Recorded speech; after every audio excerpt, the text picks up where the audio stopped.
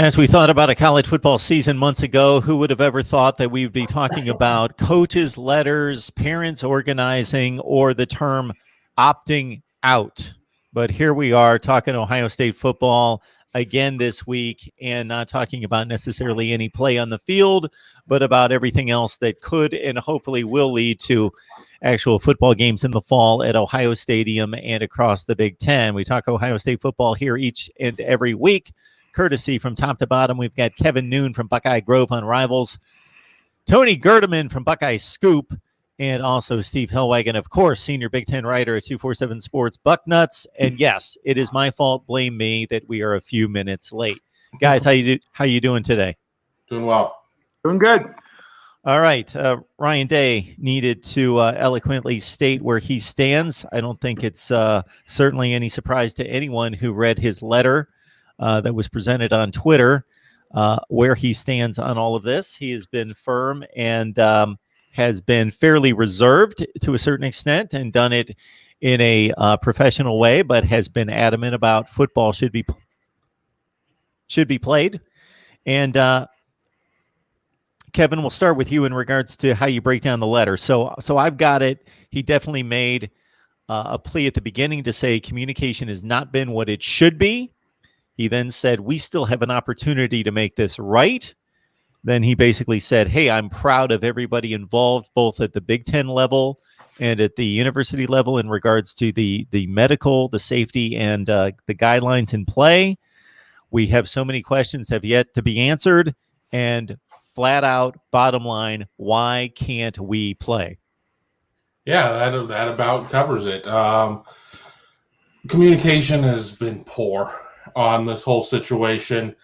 When you go back to the protests with Randy Wade and the other parents, they wanted just to have communication with the Big Ten. Kevin Warren has been largely MIA. I know there's some national talking heads who are saying otherwise. They don't know what the hell they're talking about. Trust me on that. But, you know, Ryan Day is doing the best he can to hold this thing together. First kind of cracking the dam. Wyatt Davis opts for an NFL path at this point. You know, they need some answers, because I don't think he's going to be able to hold us back much longer. You know, these players have done more than what's been asked of them, holding tight at this point, but they're not getting any answers. And the timing of this message came right after the weekly Big Ten coaches call, a call that I was told was quote unquote contentious, and maybe a couple of expletives were used on there, as coaches are known to do from time to time. And you know, I applaud Ryan Day, but I also applaud Scott Frost early in the process for saying what he did. James Franklin was on national radio. He had his comments. Jim Harbaugh up in Ann Arbor during their protest, he certainly made some strong comments as well. So, you know, let's not single out Ryan Day, as some people are, of him being self-serving and only doing it as the best team in the conference. Communication has been piss poor from day one on this. And, you know, I applaud Ryan Day for a very professional and emphatic message that he put out there. What do you think, Steve? I think all of these developments today have me a little behind, and I'm trying to squeeze in lunch as we're talking about this. But, well, I mean, every week we come on here and we're upset about one thing or another. And, you know, today, I mean, we could put any number of people in our crosshairs and take them apart and just dismantle them. You know, a lot of people looked at Nicole Arbach, who's been a constant thorn in the side of Ohio State and Big Ten people who want to see a football season this year. And she made the comment that he was going to war or declaring war on the Big Ten. And that's not, in fact, what he did.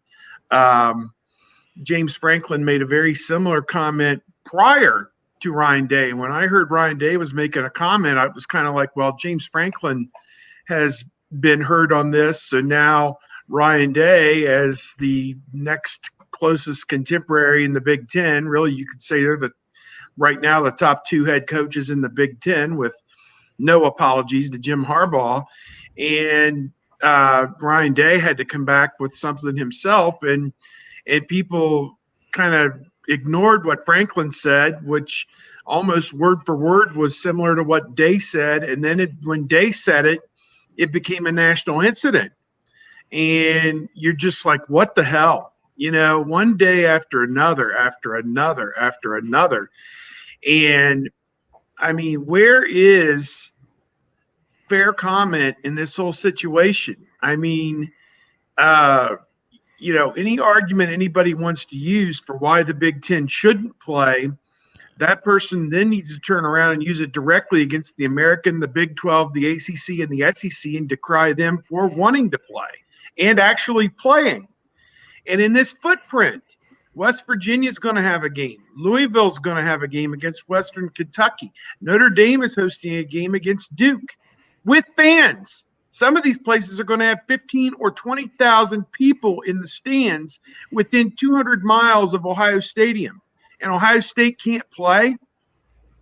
Are you kidding me? I don't get it. I don't get it. And no one has ever explained it. And truly, the Big Ten and Kevin Warren have brought this upon themselves with their absence. Their total, complete absence from the scene. They just dropped this cancellation. After 130 years of playing football, you can't play this year. Sorry. And they just turned and left and haven't been back to explain it, clarify it, broaden it. And we're just supposed to trust in some process. I don't give Wyatt Davis one bit of flack for doing what he did. And my son just texted me and said, well, now that his linemen are gone, why would Justin Fields bother playing in this farce either or continuing with this? They brought this all upon themselves. Again, I say it every week, you've weakened a country today with what you've done. That's what this whole thing in my mind comes back to, is that they have, not even meaning to do it, they've ruined a tradition in the Midwest, you know, for no apparent reason, and can't defend it and won't even try to defend it.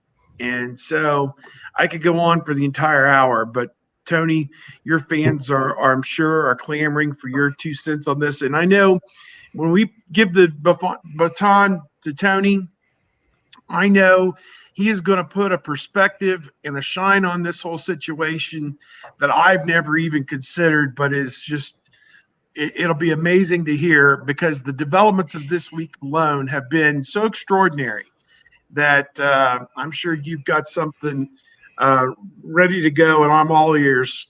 Go.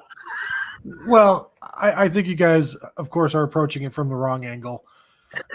As we have seen, Pat Forty and Nicole Auerbach tweeting that who is Ryan Day to, obviously Ryan Day wants to win, and he admitted it.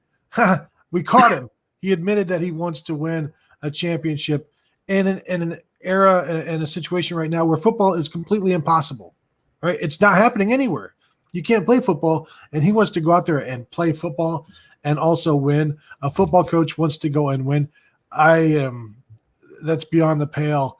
And I would, if I was President Christina Johnson, I would ask for his resignation immediately for wanting to win a championship and then going out and admitting it.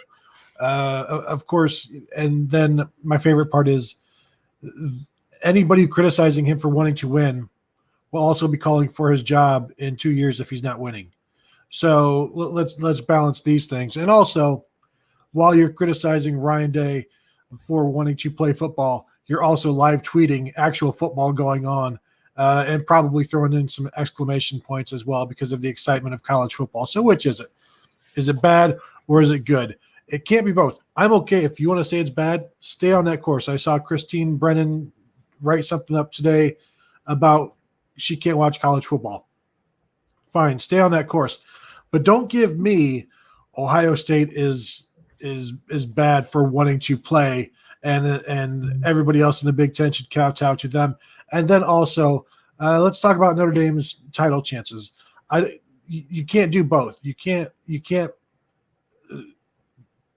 bang on one program for wanting to play and then cheer on another for actually playing. And it's not unusual to have Ohio State get this kind of criticism. I just think back to 2 months ago when you had so many national writers talking about, the players are using their voices. Big Ten players are using their voices. Pac-12 players are using their voices to cry out for rights and to make themselves known and use their power. And then Ohio State players come out and say, we feel pretty good about Ohio State. We like it here. We don't feel we're being taken advantage of. We just want to say that. And then you had all of those same people saying, what are you doing? How dare you speak out like this? And it's like, well, do you want players to use their platforms and speak out, or do you want them to just use their platforms to speak out with the stuff you agree with? And so that Ohio State seemingly gets treated differently so often. That's a case. This is another case where to see Nicole Auerbach say this has always been about Ohio State playing when I believe Nebraska players are suing. Michigan's players and their coaches were marching last week. It's just like the Big Ten attorney, and when he said it's just 8 Nebraska players who want information, who want to play. So are we really going to reverse course and give all of this information up just because it's 8 Nebraska players in this lawsuit and implying that nobody else wants to play football or nobody else wants that information? It's the same thing here. It's not just Ryan Day that wants to play. It's all, it's every Big Ten athletic director almost, and more than just Ohio State and more than just Ohio State's players. And I don't understand how you could come up with that take.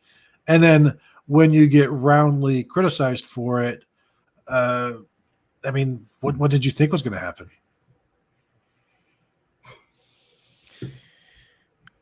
I caught the Jim Harbaugh appearance on campus a few days ago. He has been silent up until that point, and I just saw it as based on his engagement, attachment, just being entrenched in Michigan football and in the university, maybe more so than any other coach in the country because of the various levels of his attachment, that he was trying to play good soldier for as long as he could, following the line of Bo, who would certainly bow to the orders and fall in line.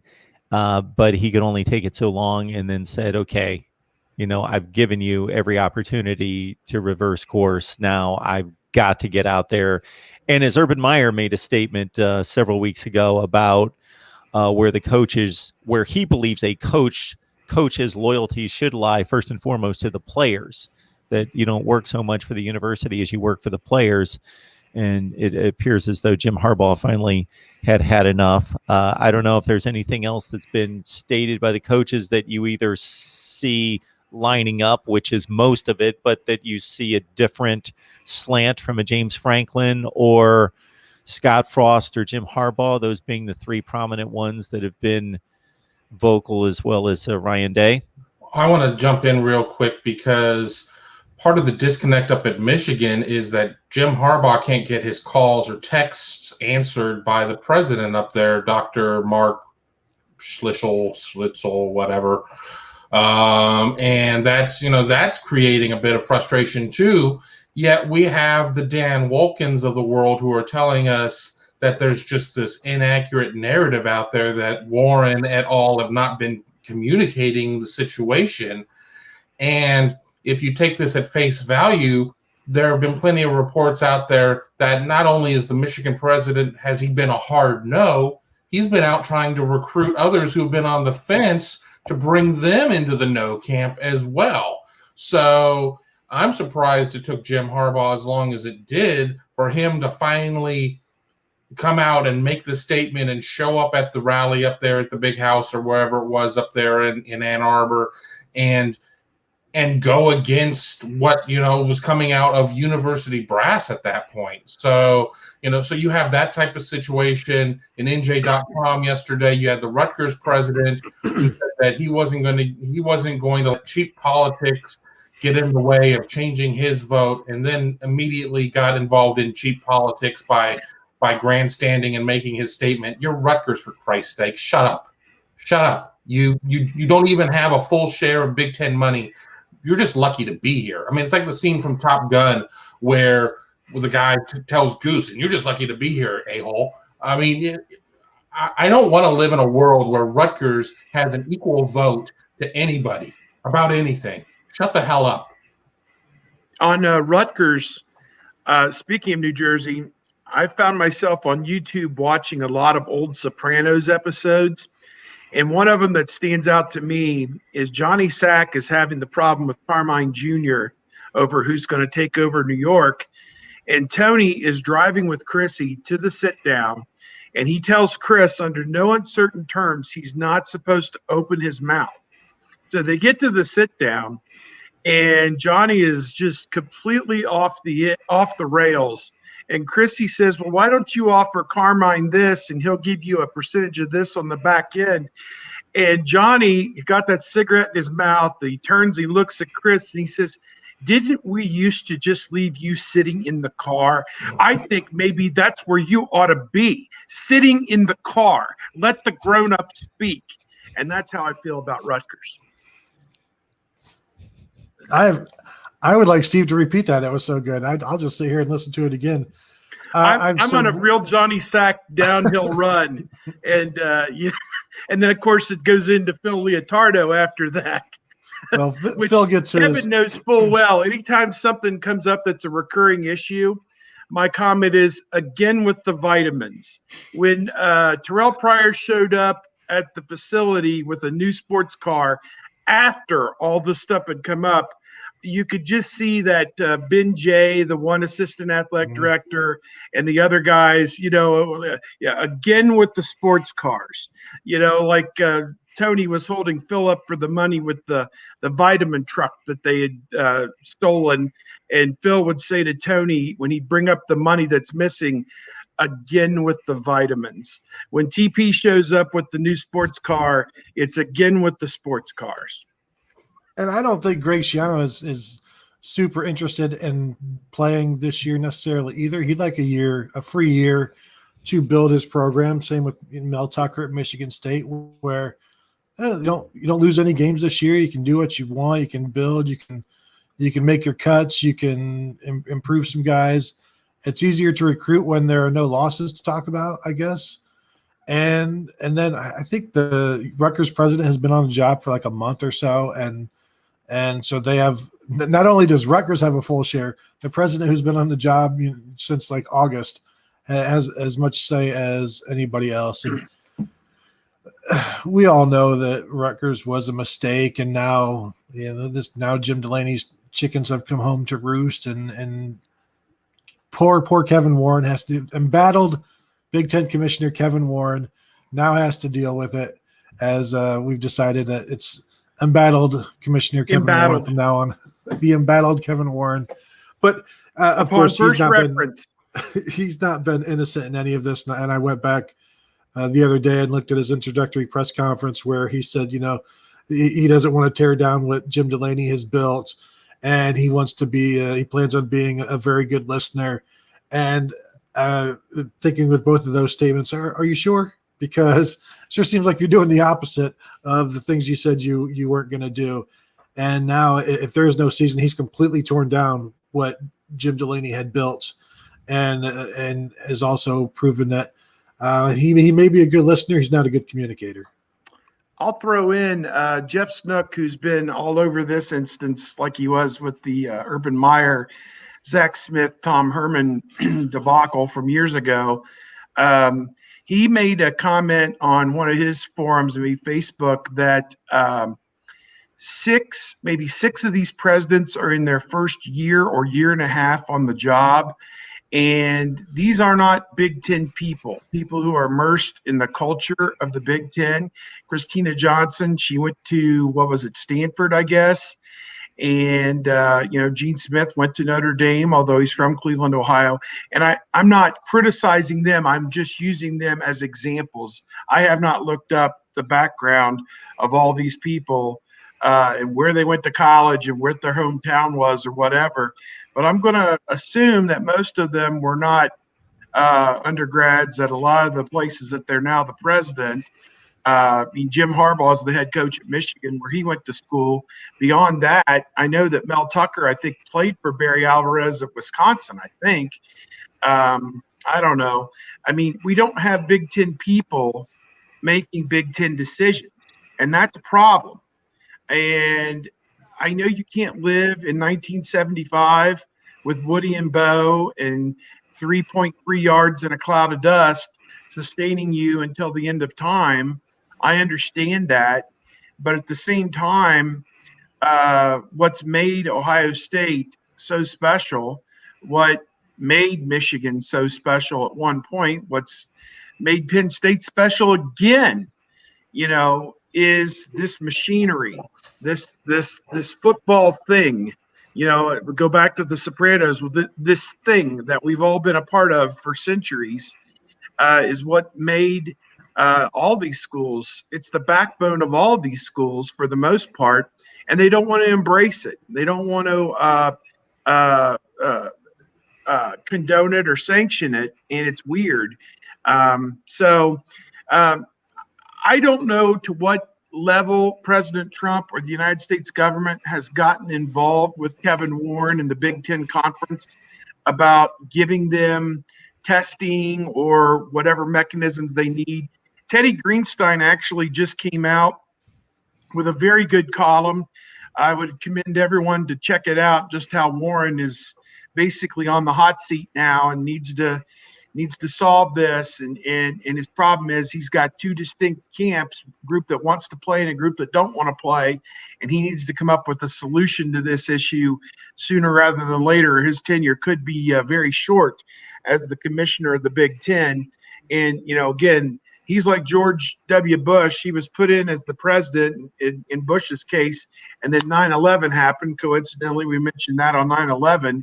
Here, drop that in your lap and try and deal with that. And he was judged on how he handled that crisis, good or bad. I think that's what's going to be determined with Warren as well, no question. But I think it comes back again. Culturally, we have allowed non-Big Ten people to come into the tent and make decisions that are not in the best interest of the states, the population of those states, the people who donate to the universities, the people who support the universities, the students who go to the universities, the kids who play for the universities, and the coaches who work for the universities. I'm going to dovetail off what Steve says and maybe disagree a little bit. I don't think they need to be Big Ten people. They're just, again, we get into the classic thing of academics versus athletics, and we're dealing with a lot of people who just, for whatever reason, don't give a crap about athletics or understand the reach and the necessity and everything else that the rest of us common folk feel there.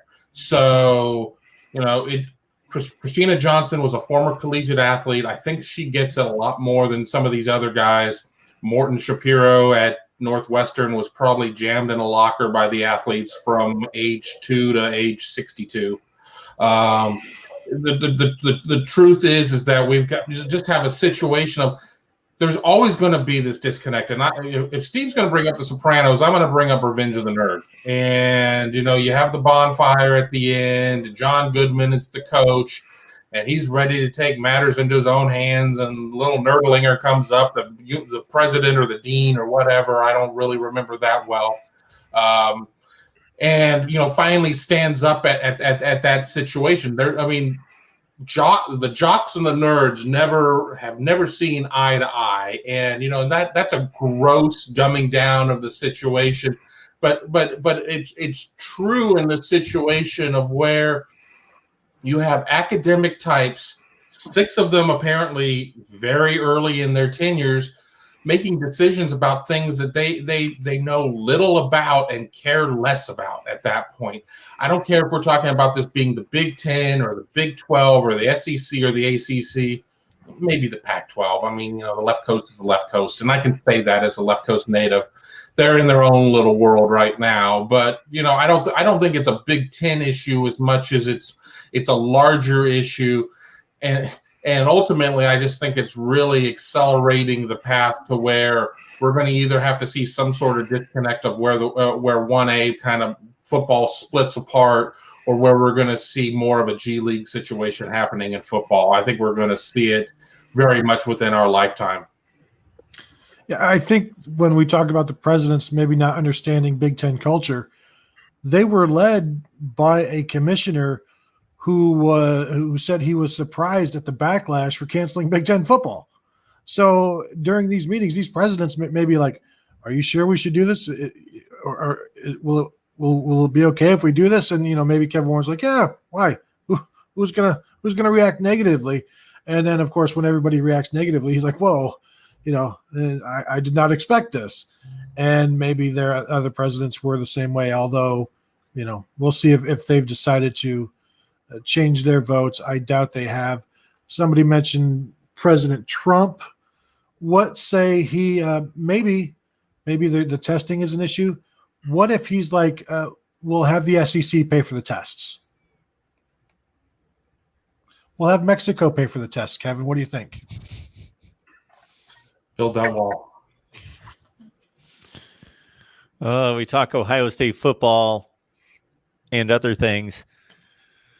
And Steve, for as much as Kevin depicted a scene there, certainly that was well done. Steve, we need to break you out more often with the actual mimicking of the characters, because it's just exceptional, and you've done this 3 or 4 times, and it needs to be.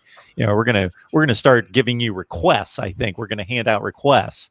When the moment, when I have to rise to a moment, I do my best to try and I think that, art imitates life and life imitates art. And I think in these cases, you just have broad parallels to where you just say, yeah, I know all about this situation. See, going back on the Arbach thing, I do not condone people being mean to her because she's a female, because, whatever other, just there's a lot of things that were said to her that were very unacceptable in my opinion, but she's not really necessarily reporting the news. She is interjecting her own opinion on the news on her Twitter account, her own personal Twitter account. And Chris Vanini, one of her associates there at The Athletic, stood up and said how reprehensible this has been for people to attack her. And, a lot of the replies I saw, other than "you're a stupid, bleep," whatever epithet you want to put in there, most of them were rational, common sense replies that, no, you just don't want to see football. I sent a private message to Chris, and I said, look, Chris, what's being said about Nicole is very unfair. But at the same time, people who live in our region, the Midwest, the Big Ten region, who support these schools typically are college-educated people. And you can't trick them. You can't fool them. When they see that she appears on Big Ten Network, when they see it theoretically getting paid per the appearance, I would assume, or some kind of stipend, when they see that she gets an exclusive with Kevin Warren for The Athletic, when they see that her standpoints and her viewpoints are sympathetic of Kevin Warren and canceling football, I think it's only normal to assume that that's going to upset a lot of people. And I think that that's lost on them. They don't get that. And I said to Chris, your outlet has an issue, because her credibility is being shadowed by her association with Big Ten Network and her coziness with the commissioner. She's not impartial. She just as I'm not. I'll readily admit I'm not. My business is dependent on there being college football. I will readily admit that. I am telling you that face to face right now. Just as sure as there's a nose on my face, I'm telling you that. And I think what I said to him is people aren't going to accept that. And that's where all the vitriol toward her has come from, that they view her as carrying the water for the Big Ten and bringing a message that nobody wants to hear. Nobody who follows the sport that she purports to cover wants to hear that. So, and you can apply that to 40. You can apply that to Wolken, who was back out there criticizing Ryan Day as well. any of the other ones. I don't know.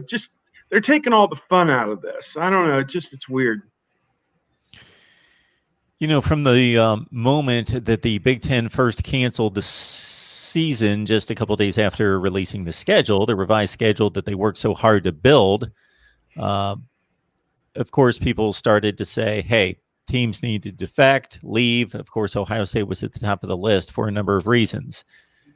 Do you guys believe that that is a real possibility, or is that just in la la land, talking about leaving the Big Ten, being an independent, or joining another conference? I think it's fun to talk about, but there's more to it than just football. If you can separate it and just make it about football, because Notre Dame is in the Big Ten for hockey, they're in the ACC for basketball. They're their own thing. If Ohio State could just be in another league for football, I think we can talk about that. But to leave the Big Ten entirely, first it would take the end of the grant of rights, which I assume is going to be come at the end of the TV deal in 2023. But I don't even know if that's the end of the grant of rights, or if they continue for a long time after. So that's always going to be the one of the big sticking points. The other is the whole academic side of the Big Ten and all of the sharing in there. I think it's I would love to see Ohio State play in a more serious football situation. I don't know that they can do 1 foot in, 2 feet out type. I don't know why they have 3 feet, but just to be we're mostly in the Big Ten except for football.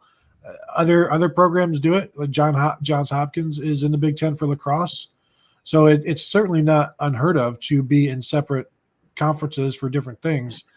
I don't know that Ohio State will ever get to that point, because they're just so loyal to Indiana and Purdue, and what would they do without Rutgers and Maryland? These programs have been tied together for so long. You can't just pull apart a bond like Ohio State and Rutgers. That wouldn't be right. Dozens of months they've been tied together. I've not to jump in front of Kevin, but I'll just say I think their rights may be tied up through 2032 as part of the Big Ten Network agreement. I could be wrong on that, but the current deal with Fox, ESPN, ABC, CBS for basketball goes for 3. This was the fourth school year of a 6-year contract. So it's the spring of 2023. The last football season is 2022.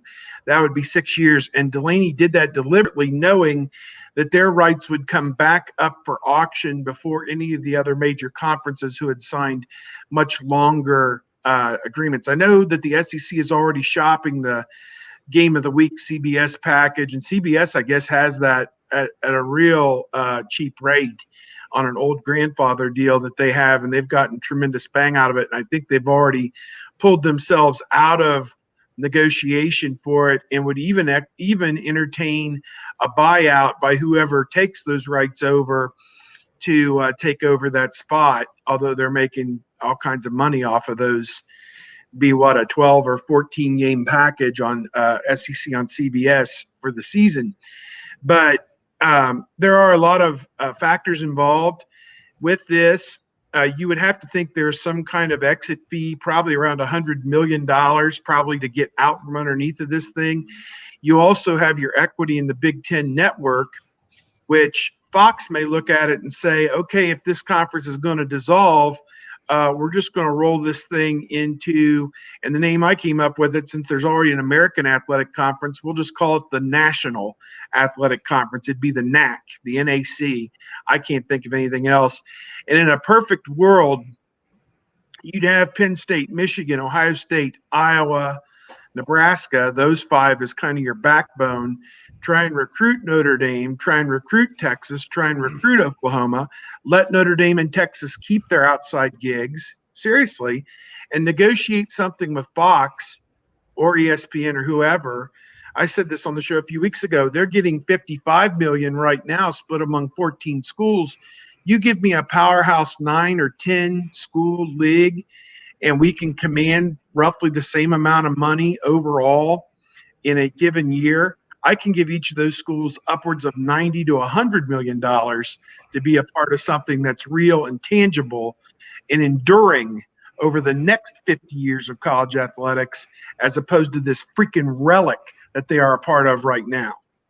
Well, I still think you can have the best of all worlds. I think you can keep your Big Ten for your academics and for your Olympic sports, and hell, even for basketball. But I've said it, and here we go again, Noon and his breaking up 1A. But I think you do that. I think, you know, conference affiliations don't mean anything. I mean, you know, as we talked about this longtime love affair of Ohio State and Rutgers, you're just going to have to divorce yourself from that, and you're going to have to do 48 teams or something like that who create a Super 1A type of situation, and you have 4 12-team divisions or whatnot, and they're able to set their own rules in terms of name, image, likeness, and cost of attendance, and other types of situations. That schools that are willing to put the time, the effort, the resources into competing at the highest level, you're going to get some of those easy wins off of there. What happens to the remainder of 1A? Don't know. Don't care. Don't care. You get these teams there. It's not Big Ten. It's not SEC or whatever. You know, Super 1A, the national, whatever the hell you want to call it. You have that type of situation. I think you have a point of where if you're not meeting XYZ requirements, you get relegated out. But you sit there, you do that. You're not beholden to any conferences. You get your high-level football where you're able to sit there, install a czar, install a commissioner to be able to adjudicate things like this or make these types of situations. You don't kill off your conference affiliations that have been going on for hundreds of years or hundreds of minutes when you look at Rutgers, and you just go on about your lives. I think that's going to be the best way to stem the tide from us getting into a situation of where a true competing minor league system comes up, and then we're all screwed. Steve, what about, you said National Athletic Conference. What about something like the Legends Athletic Conference, or even, let me try this one on for you, the Leaders Athletic Conference? Let's just, just see how those bounce around in your brain, see if one of those sticks out. We all love college football, but to say like, oh, we're tired of the Big Ten or whatever, we'll take it. But there are ways to improve things, and you just wonder if Ohio State is interested in being part of that improvement, if the Big Ten would be interested in improving. It took Urban Meyer to bring this conference up kicking and screaming, basically. It took, when Urban Meyer arrived, Gene Smith was like, we're not going to get into an arms race with assistant coaches. So, like, he even had to bring Gene Smith along with him, and Gene Smith was the athletic director of The Ohio State University. And so now Urban Meyer's gone. Brian Day is probably as angry as anybody in Ohio. That's why he won't talk to us. He's, I'm sure, like, it just wouldn't be prudent to get me on a phone and let me say some things. Because I mentioned this before. The last time we talked to him, I asked him, and this was, a month ago, or it was 3 weeks ago, whenever it was, 22 weeks ago. Like, how do you feel about Kevin Warren's son being able to play? He's like, like, I'm just focused on us. What would that answer be today? It'd probably be the exact same answer, but there would be fire coming out of his eyeballs when he had to answer it. And it's just unfortunate that they have this meeting with they have this phone call with Kevin Warren, and yet Ryan Day is still talking about the answers are confusing, they're incomplete, the communication. You get done with the meeting and you're like, what did we actually meet about? What kind of answers did we get? Nothing. And then Ryan Day goes and conveys that to his team, and you see like Wyatt Davis is like, well, this doesn't look good. The Ohio State players in the program is so focused on meeting tasks and having something to shoot for. They have nothing right now. And so Wyatt Davis turning pro gives him something to advance forward. Now, maybe if the Big Ten comes back this weekend or on Monday and says, hey, we're playing October 17th, maybe he comes back. But a lot of these players just want some direction, and they're not getting it from the Big Ten, which is crazy to me because it's such an organized organization. You would think, and they should be able to. They've got the medical directive from their task force about how to restart in mid-October, so they will go ahead and vote on that. Ryan Day seemed to think it was a good plan.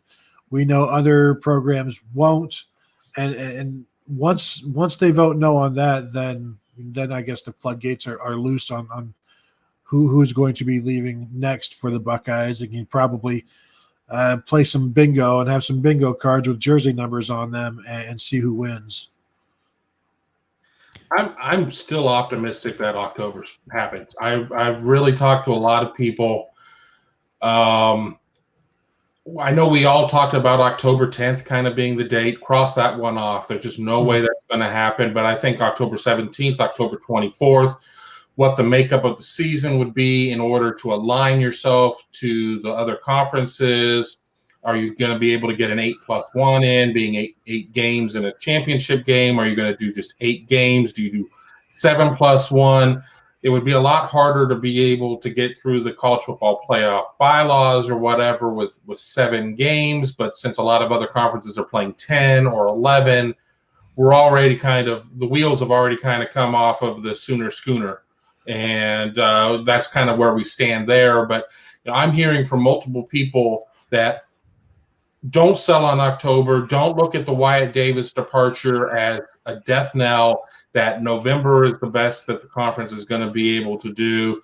Things are moving in the right direction, but we are dealing with some massive egos with these chancellors and presidents. We've had guys who've come away. The Rutgers guy, we already talked about that, came out and said that he's not changing his vote or whatever. I'm certain they don't like just some jock, and one of the coaches coming out and putting them in their place or setting fire to the conference or whatnot. Bad memories. Yeah. But the truth of the matter is, I'm pretty optimistic that we will have October football. Let me run this by you guys because I'm with Kevin. Like October 10th is gone. October 17th, that would give them 10 weeks to play 9 games, I believe. This is my theory I'm throwing out there. The college football playoff cannot be rigid in their dates for the championship game and the Final Four because of the COVID epidemic. And you can't, if some team comes down with it, you got to give them an extra week. You can't accept a forfeit in this entire situation. So the dates that they have for the playoffs right now are kind of soft in that they know that they may not happen. So what happens if the Big Ten then opens on October 24th and then the playoffs are like, okay, we'll just move everything back 1 week. It's not asking too much to move everything back 1 week when they know that they may have to do that anyway. And it's kind of built in to move back a week to give teams an opportunity to get healthy. So what if they can't get here by October 17th? They can't start by October 17th, but they start October 24th. Still gives them that 9 weeks and 9 games in 10 weeks, provided the playoffs move back a week. I don't think they would do 2 weeks, but would they do 1 week because they already know they may have to anyway, rather than accept a forfeit with just the SEC, ACC, and Big 12. Am I crazy? Is that a possibility? Let me jump in a one-liner before Steve talks. I'll lose the fact of I'll lose all bearings on this. The difference is because there's a difference in an act of God and an act of stupidity. An act of God would be a team having to back out because of the test. The Big Ten's decision to do a lot of the things that they've done is an act of stupidity, and I don't think you can reward stupidity. Yeah, I'm going to agree with Kevin. I think that, there's flexibility involved, but the Rose Bowl is usually played at 5 p.m. Eastern time on January the 1st, and that's one of the semifinal games. And I think there's going to be heavy pushback if you try. And I understand entirely where you're coming from. You push it back 1 more week, you're talking about trying to play a game on Saturday, December 26th, and then naming the field on Sunday, December the 27th. I don't think you're going to be playing a game the day after Christmas either. So I don't know. It's an extraordinary year. I grant you that, but I can hear the people on the various networks saying, this is the Big Ten created this problem. No, we're not moving the playoff to suit the Big Ten. They should have come into play a month earlier when everybody else did. We're not going to reward you for that, is probably what I hear the talking heads saying. But,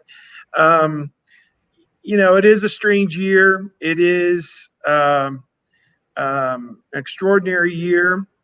I don't know what else to say other than you hope we get some kind of resolution sooner rather than later. Honestly, if we're able to start practice as soon as next Wednesday, that's still 3.5 weeks before you'd play on October the 10th. That's probably enough time because they're all doing the loose walkthroughs right now anyway, or at least the ones that can. Penn State and Wisconsin have been shut down because of some test issues, I guess. But I don't know. What we need is vision and leadership. And again, I kind of go back when we were talking about nuclear options, starting a new conference, or going what Kevin said, the super conference model of the top 48 schools or whatever it would be. It's going to require vision, it's going to require leadership, and it's going to require consensus. And I don't know Christina Johnson. If she walked through the door, it'd be the first time I've ever seen her, been in the same room with her, never talked to her or anything. I tried to get an interview with her and too busy. She's too busy. She's busy today. It's a busy day. Yeah, every day is a freaking busy day. I know. Can you tell my cynicism after doing this for about 30-some years and being shined on for 30 years of, too busy for this or too busy for that? But does she have the stomach to deal with the turmoil of trying to start a new conference from scratch? Can she lead that? Who wants to be a part of it? It feels like you'd almost have to hire Jim Delaney, somebody with that kind of stroke and knows where all the bodies are buried and knows who all the network people are, to start a new conference like that. What if the new conference gets started and it's Kevin Warren as the commissioner? That ain't happening, bro. And yes, there could be a vaccine. There could be everything in place, and we don't need to play football. Let's just cancel it anyway. CTE is bad. Let's just not. There are a lot of planners warts going around football right now. We should probably just sit everybody for 2 years. Staph infection, ringworm. It's all helmet head. Athlete's foot. All bad. Steve, Brian Barrett agrees with you. Ohio State deserves answers from the conference commissioner before he gets fired. So yes, you can't take a pill for leadership skills. So I don't expect those to just show up at any point from Kevin Warren, because they have yet to be displayed at this point. I think he did take a pill. I think he's taking like a bunch of Benadryl, and that's why he's not answering the phone. He's sleeping somewhere. We talk Ohio State football here each and every week with these three gentlemen. We got Kevin Noon at the top next to me from Buckeye Grove on Rivals. Also have Steve Hellwagon. There he is. Can you point to yourself, Steve? He'll wave. Steve Hellwagon, senior Big Ten writer there at Bucknuts and Buckeye Scoops. Tony Gerdeman. And anytime I try to point, I do the wrong direction because it's reversed on the screen. There's Kevin. Boom. See, yeah, I got it that time. All right. I hope you guys appreciate what these guys bring to the table each and every week. They're really good complainers, is basically what we have found out over the past 6 weeks or so. Mark, go ahead, Steve. This is going to be an important week for the history of the Big Ten Conference, I think, what's coming up. And can we, if we agree we're going to get together again next week at this time, I think by next week at this time, we should have some type of a decision. Teddy Greenstein said that a vote could happen, maybe not before Sunday or Monday. The Return to Play Committee is trying to put together the recommendation. And it's entirely possible that they're going to vote to have some kind of a season. It's entirely possible that the no votes will be permitted the opportunity to opt out, to which I've said, if you kind of refer back to the talk about the TV contract, they should be able to come up with a way to negotiate a settlement with the TV people for not having quite as much product, and with the schools that want to opt out, who would get maybe a small stipend just for maintaining their Big Ten membership for the following years to come or whatever. But there should be a way to negotiate all of this in good faith and get through this next 7 days or whatever and give us back a season.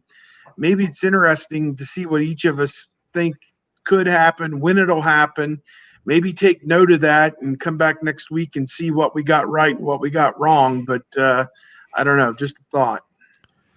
You're right. It needs to happen soon for a conference that pulled the trigger way too early. Now the clock is truly ticking on having a reasonable season, and they have to, I know I state this every week, but they have to understand the difference between getting started in October and catching up with everyone else and starting this ridiculous season in November. For as much as I'm against spring football, I do get the separation and the concept there, even though I disagree with it adamantly.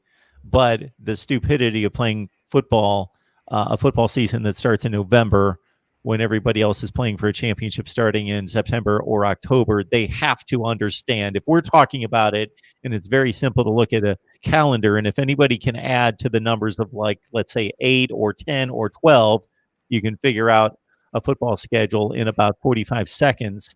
That they don't understand, as Kevin started the conversation on this point in regards to the clock is ticking. October 10th is in jeopardy right now. Then we're looking at the 17th. I said a few weeks ago, and making a quick glance at it, 10 games in 12 weeks with 2 bye weeks and no championship game is October 24th. And what will the College Football Playoff Selection Committee, as somebody alluded to earlier in the conversation, look at? What is that threshold? We all talked about the 4 or 5 games that really matter, but I don't know that 4 or 5 games is going to get it done in their view. So is it 7? Is it 8? What is it? ACC teams, Miami isn't suddenly going to be ranked for its super impressive win over UAB last night or whatever. And I know you got a Miami show, so there's probably somebody lurking up. Just made. Oh, they're there. I think that the Big Ten, if you sit there and you fly a lot of their teams who were in the preseason AP poll back into the rankings at XYZ point, the Big Ten's still going to have a pretty decent resume based on what they're playing, dependent upon who plays and how schedules work out. As I had somebody point out to me on Twitter this past week, when I'm talking about Ohio State with fewer wins than everybody else, would the CFP allow them in? And they're like, oh, yes, because the CFP has always been very forgiving to Ohio State over the years. And, of course, that is correct. So, yeah, they would – not only would they need to be 9-0 or whatever, but they would need to look like they would have been 13-0 and they'd be untouchable. And they would need to win big, I think, which they're certainly capable of, especially if there's no Michigan. That will hurt the number of blowouts, obviously. So they'll have to find a blowout from you lose Michigan, you lose Rutgers. So there's 2 blowouts that you don't have there. So you got to figure out where else you can get them. And I just wonder what happens the next time if there is no fall football in 2020. What does Ryan Day do to, assuming Ryan Day is still at Ohio State, what kind of punishment does he try to inflict on schools that that voted against letting his team play this year? Because he had a really good team, still does. We'll see how it goes, but I can't imagine he's going to be very forgiving down the road.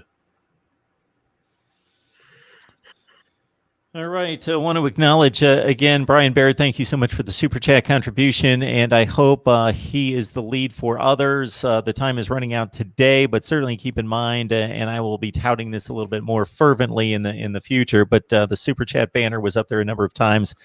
Please appreciate the contribution we get from Steve Hellwagon, Kevin Noon, and Tony Gerdeman, and all that they do here in bringing their insight, information, knowledge, experience, all of it, storytelling, and the impersonations included. Do we know anything? David Yost obviously made his comments about Ohio State possibly suing the Big Ten. Any thoughts on the relevance there? I think it's a nice thing to threaten, to maybe kind of force the hand of some people to act. in your favor. I think doing it in principle is something else. And time is really of the essence. I mean, unless you can go to a court and get a temporary restraining order to compel a football season or to allow a college to schedule its own football season, I'm not sure what's going to accomplish.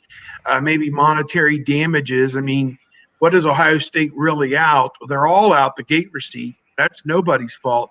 But what they're really out, you figure, and again, I'm not privy to the contracts, is the $55 million in television money is what they're all out individually. In terms of money, prestige, I don't know, player development. I mean, I don't know what else you'd really be out and how you even try to monetize that. But a national championship to Ohio State's worth, you can't even put a price tag on that because of what it does for raising the profile of the university. I mean, just ask Clemson. I mean, it used to be this little, hole in the wall place out in the middle of nowhere there. And now it's one of the nation's leading institutions. It's like, come on.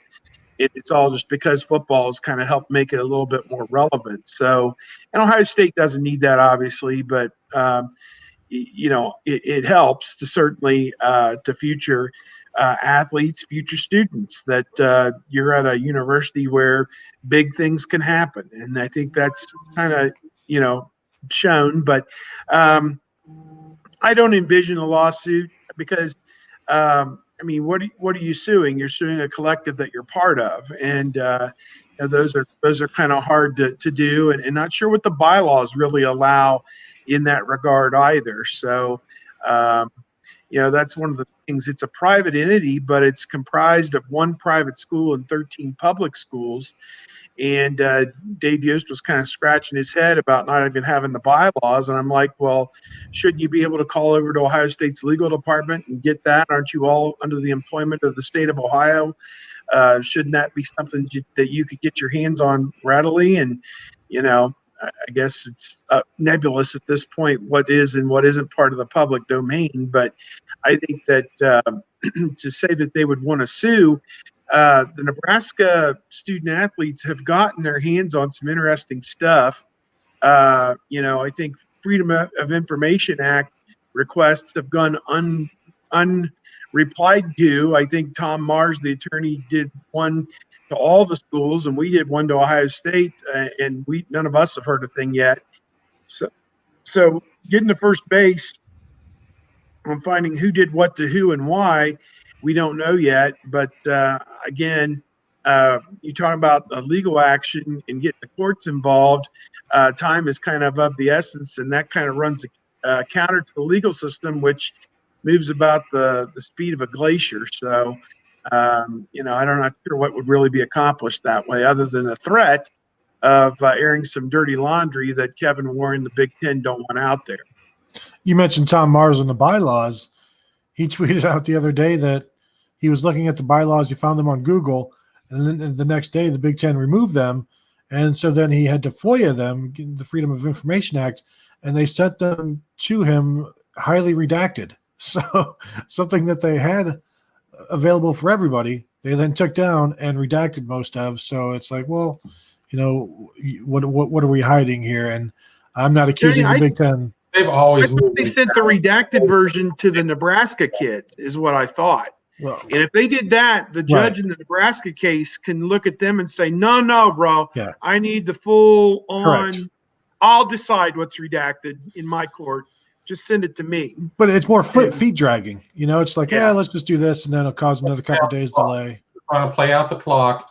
Oh, okay, we relent. Oh, it's November. Oh, well, sorry, guys. Pass out the helmets. Let's play football. I think the court would be the right way to go if we don't get the vote that that I think that we're all hoping for in terms of our professional careers and for these athletes that we've had the opportunity to get to know through the recruiting process and them as players and everything else, and our own sanity, basically, when it comes to just, if I'm asked by one more stranger on the street, what do you think is going to happen with the Big Ten? I'm seriously going to lose it. So if that isn't there, I think there are a lot of avenues in terms of the courts. And I know for one thing, I don't want Tom Mars coming after me.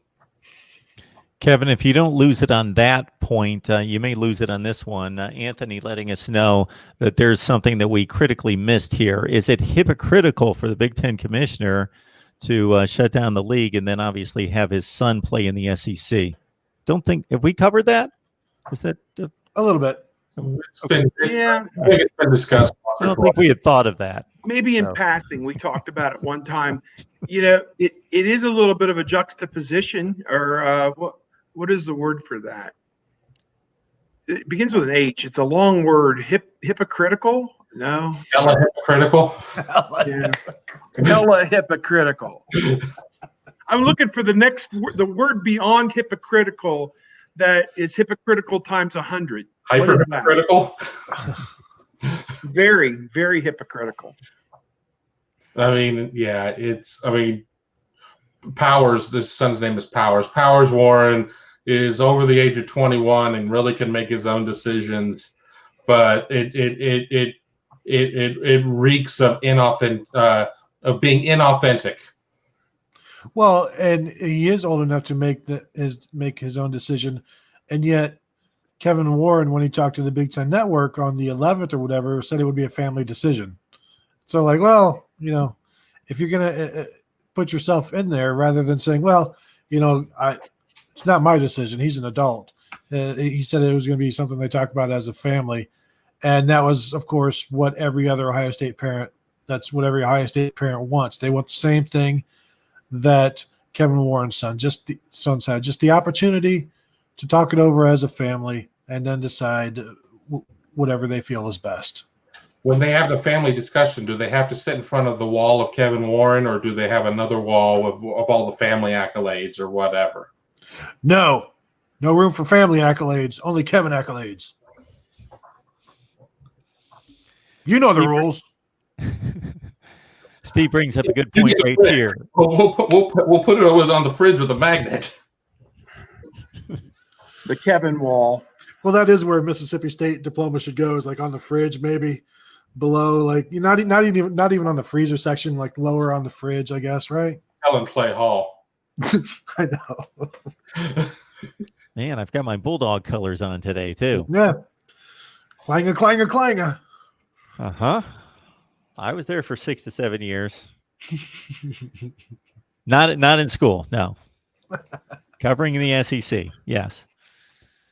All right, everyone. Steve makes a great point right here. This is something I emphasize from time to time. If you enjoy coming here to watch Ohio State football talk each and every week, whether that be live or on what they say, the hashtag rewatch squad, then there's got to be 3 or 5 friends or 30 or 50 friends that you know of or acquaintances out there on social media that would like to do the same. So share the link out there on social media. Get your friends, your family, any college football fans that you know of aware of what we bring here each and every week. Ohio State football talk on our Buckeyes live show every Friday at 1 o'clock Eastern time is our typical time, but that's what makes it important to subscribe to the channel, hit the bell for the notifications.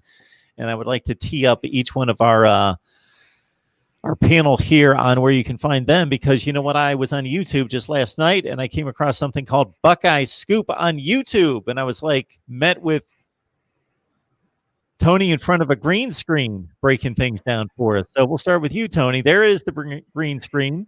Yeah, it's not just like a random thing. It is a green screen you can find us at BuckeyesScoop.com. Got plenty of podcasts, plenty of YouTube shows as well. And of course, content, recruiting of Ohio State football in theory. One of the things we talked about on the podcast, somebody asked us last night, hey, who pick a couple of breakout stars this year? And we're like, a football question? I don't even know the players anymore. I would have to see a roster to know who is even on this team, because it's been so long since we've been able to actually talk about football. Can't you ask me about lawyers or something like that? Then maybe I can give you an answer. But yes, BuckeyesScoop.com. Free to read for the most part. Kevin, you've got your deal on YouTube in addition to BuckeyeGrove.com, correct? We do. It'll be nice when we get to be able to get out into the field and do some more stuff. with the Ohio State football team and whatnot. We did record a podcast earlier, our BIA podcast, Buckeye Grove Instant Access, where Griffin, Strom, and myself talked about all the latest happenings, broke down our thoughts on why we do believe October football will happen, and talked about the Wyatt Davis impact and who the next man's up. Be sure to join us at BuckeyeGrove.com, and maybe we will actually get to talk some football, and I won't be yelling at people for arguing politics. What you got there, Steve? Bucknuts.com, part of the They 20. still hire you, huh? They still employ you over there. I'm still there, at least for Okay. another few weeks, 24/7 sports. And a lot going on there. We've got Bill Kurlick does a great job covering recruiting for us, and staffing some high school games and here and there, and talking about a lot of the guys that are coming up. I know he saw Powers the first week, from Gabe Powers from Marysville, and Reed Carrico last week. Not sure where he's going this week, and I'm going to try and catch a game or two in the weeks to come as well. I know Tony and I were both at Newark last week, and we got to see Pickerington Central maul poor Newark. It was 49-0. And Sonny Stiles, a sophomore playing free safety, it appeared, or strong safety, I guess, for Pick Central. He didn't get much action and didn't play much in the second half, so it wasn't a good game to kind of gauge how good he's going to be. But he's a national top 100 guy, it seems like, in that, what would that be, 2023 class. And Buckeyes have already offered. Notre Dame has offered as well. I heard the Wyatt Davis news today, just like everybody else, and the guys are like doing impact story on it. And I had to write it like, well, if there is a season, these would be the guys who would maybe fill in for him. And so that's kind of what we're left talking about right now, is the possibility there could be a season. But, we'll keep the fire burning, and one way or the other, when and if Ohio State starts back up, we'll all be right there in the middle of it covering it. So looking forward to when that day comes, and hopefully it's next Wednesday, first day of practice, hopefully. Redbeard is one of our fervent and loyal Florida State followers. And did I mention that I've got my Florida State colors on today? Redbeard, thank you so much for the super chat contribution. We need the Also ACC USC games colors. to come off without a hitch. So And Alabama. go for it. Go Knowles. All right, guys, no we new appreciate cases. it. Yeah. It's been great. Hopefully we can get back on here next week, as always. Have a great weekend. Watch some football. Absolutely. See you guys. Take care.